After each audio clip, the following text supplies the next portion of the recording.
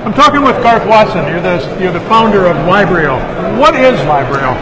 So Libryo is an online platform typically used by global companies that have diverse operations, and they use it to know the specific regulations that they face at each of those distinct operations. How did you get started doing this?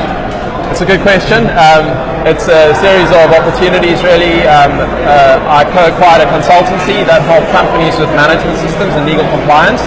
And then together with my current co-founder and the current CEO of Libryo, Peter Flynn, we developed a web-based system, which was, we call it the Libryo MVP. Why you? What made you the person that was going to get involved in doing this? Right. I'm a lawyer.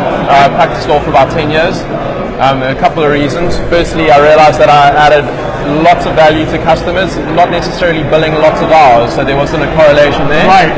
And I decided to use my legal creativity to add value through a legal platform that could scale and be consumed by many different customers.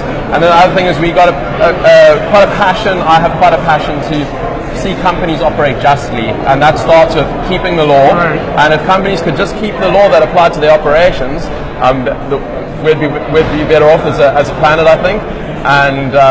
And that awareness starts with knowing, and law's just terribly, it's not well organized, it's not easily available, so helping companies to know what the law requires of them in an easy way. No, and do something that is just. I mean, I thought it was a little bit ironic when the person said, well, who did we forget, in this legal tech equation in the speech, and I was hoping she was going to say, people.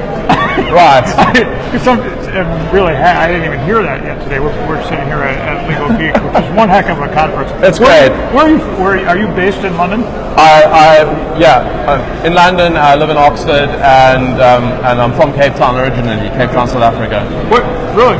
Yeah. What made you do this? I mean, most people that are involved in a law firm or practicing law are not thinking about starting companies. Sure. It's a very, I wouldn't say lack of innovation, but most people are driven towards excelling in the practice, billing hours, it's time, how much money can I make? Yeah. And it becomes a rat race of doing that. So it's very few people that jump off of that and say, I might be able to do something more meaningful, and I can leverage technology.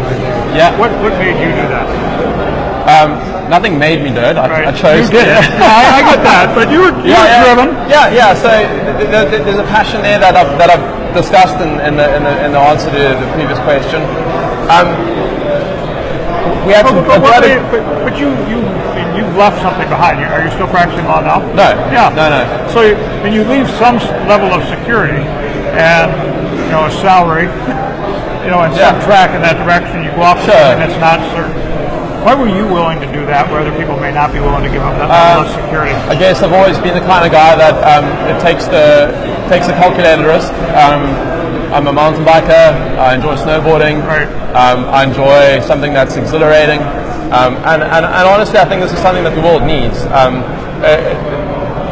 There's a lot of detail that I've left out of the story, but my friendship with Pete Flynn goes way back, and I think it was about 2009. He ran a tech conference, and I was there as a lawyer, saying to him after the conference, surely law and technology can combine in some way. So those conversations go way back. And so when I moved to the UK in 2015, we moved over for personal reasons. My wife took up a postdoc at Oxford University. I left law at that point, and I left the practice of law, that is.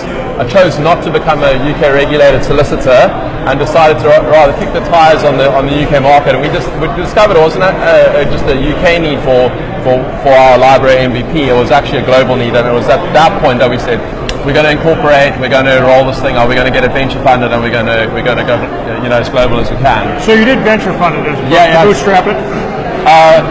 We put in a decent amount of our own cash initially, and now it's externally funded.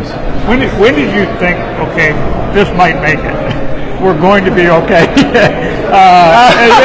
Because I mean, you always believe it when you're starting a company. You're way optimistic. It could be way over optimistic because you just can't see it failing. I mean, I never could starting companies. Right. But when did you go, hey, this is really going to fly?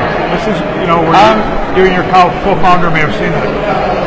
Yeah, I mean, there is another co-founder that I haven't mentioned, which is Malcolm Gray.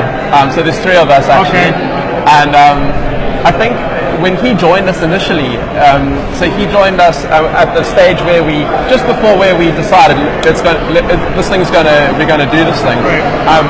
And he comes from a asset management background. Got it. So he was the global head of environment, social and corporate governance at Investec Asset Management. And I think Mark joining us was a validation. There have been a few validation points along the way. And also, you know what? It's up and down. So we're pretty bullish about this at the moment. Right.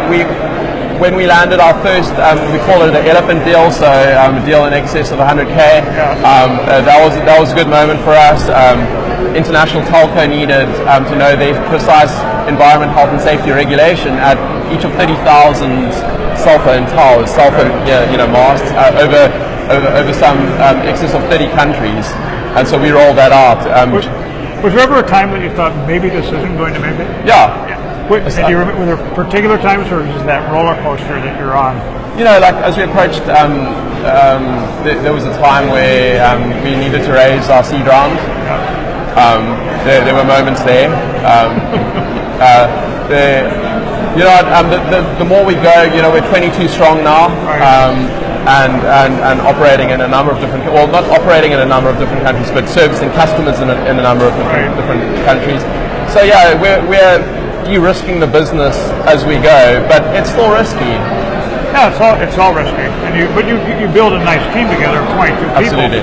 Where they have enough faith that you're going to make it. Yeah. And then you have an obligation to them to make sure we're going to make it. Absolutely.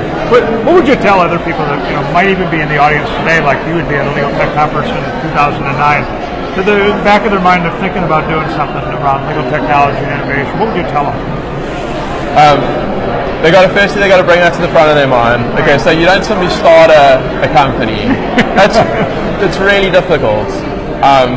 But what I'd say to them is, you'll have a level of exhilaration and fulfillment that you won't have if you carry on doing. If it's in the back of your mind, it's in the back of your mind for a reason, and you'll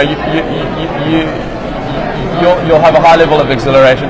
You'll also have a high level of sheer terror. Yeah. You'll experience life more fully. I tell them that, and then I'd say just figure out a way. Make sure you have the right team around you, the right support, that you actually know what you're doing, because it's not the same as having a job. It's very, very different. And then just do it. Yeah, just do it is about right. Yeah. Hey, thank you very much, Garth. Kevin, thank you very much. Take care. Cool. Cheers.